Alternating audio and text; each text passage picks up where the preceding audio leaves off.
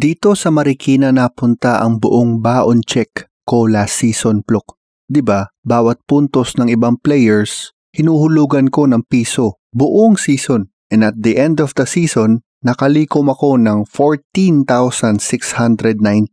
At habang iniisip ko kung ano ang gagawin sa pera na yan, nabalitaan ko mula sa isa sa mga regulars natin na may plano sila magpaliga sa Marikina. Isang community half-court sa isang lote na pinapahiram na may solar lights na dinonate. Aba edi na-inspire ako na mag-ambag din dito. Pagpapatag ng mga sira sa sahig, pagpipinish ng pader, pintura at iba pa na tsaka ko na ipapakita.